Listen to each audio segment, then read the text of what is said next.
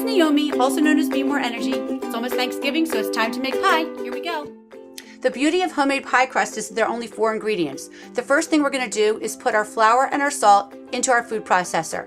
Just mix it together and pour it right in.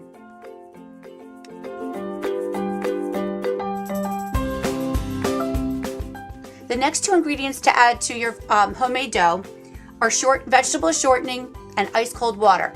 So I'm cutting my vegetable shortening. In this case I use Crisco, sometimes I use margarine, cutting it into chunks, feeding it through the feeder tube, adding it to my mixture that's spinning in the food processor, and then I'm going to add ice cold water a little bit at a time, and the whole mixture is just going to make its own dough ball. Here's the dough ball that came out of the food processor, just to show you the consistency. It's pretty squishy, but it's nice, it's not flaky or anything. And what I'm going to do is I'm just going to put it in a plastic container, and it's just going to go in the fridge while I prep some other things. So I'll see you in a bit. Bye. We're ready to roll out the dough. I have my rolling pin, my dough ball, and my apple pie ingredients, which are apples, sugar, a dash of salt, a little bit of lemon juice, cinnamon, and nutmeg. And I mix it all together, get it ready in a bowl. It has a lot of drainage of liquid, but that's okay. You'll just use a slotted spoon to get the apples into the pie crust.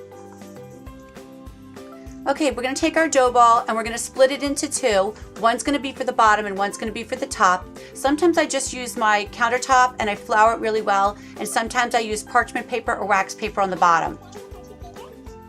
I find that when you're rolling out dough, it's really important to keep your flour handy so that you can make sure that your rolling pin is floured. Pick up your dough, turn it over so that you make sure it doesn't stick to the surface, and you want to roll it out to about a 1/2 inch thickness, maybe 1/4 inch thickness.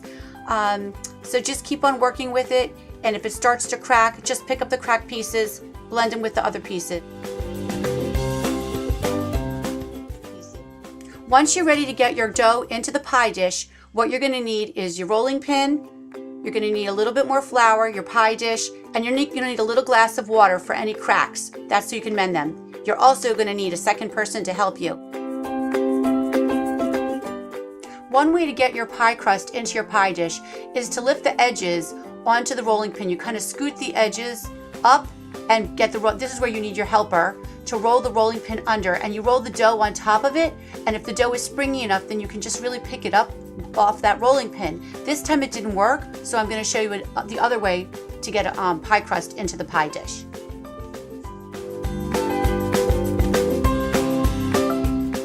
So what I ended up doing, since the rolling of the dough onto the pin didn't work, is I basically just lifted my pie crust, which was on wax paper, and flipped it upside down into the pie dish.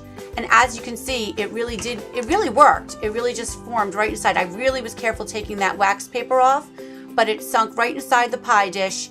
It didn't crack too much, and I was able to get it over there in one piece. I don't know. Any cracks in your dough can be mended. You just take a little bit of water and dab your pie crust, and you want to also get your sides as formed as you can. Kind of squeeze the dough until you can get them up the sides of the pie dish. The photo that's the inspiration for the basket weave pie crust.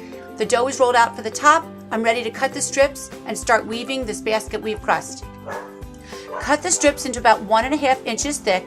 Lay them on one side of the pie dish, and then you're going to lay your other strips over the first strips, and you're just going to lay them there, and then once they're all laid out, then you'll start weaving the basket.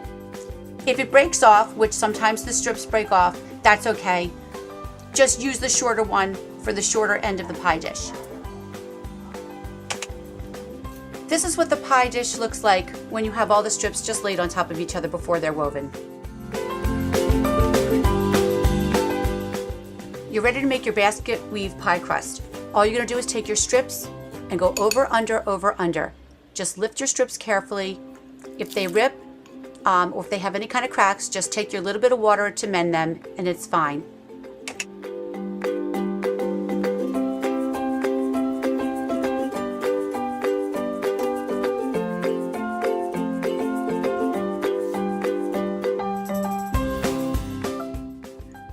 You've woven your basket weave, and now you're ready to combine the top to the bottom. So you just rip off any of the edges that you don't need and tuck the top under the bottom, or if you have enough dough from the bottom, you can bring it up and over. Here I'm tucking the top into the bottom, and I'm just making it so it's nice and smooth. And again, if I have any cracks, I just use my little glass of water for mending. Our basket weave is woven and I fluted the edges. The pie is almost done.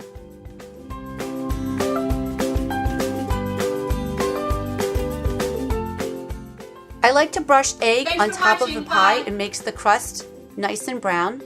So I paint it on. I have a pastry brush, paint on the egg. And then what I do is I take a little extra cinnamon sugar mixture, sprinkle that on top. I also have vanilla sugar that I sprinkle on top, and I have edible gold flakes. It makes it really, really pretty.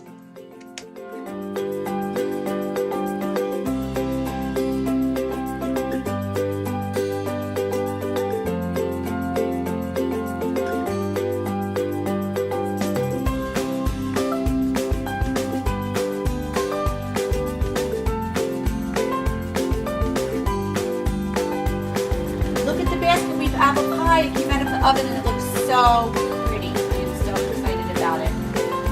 Cinnamon sugar on top, a little bit of vanilla sugar, and edible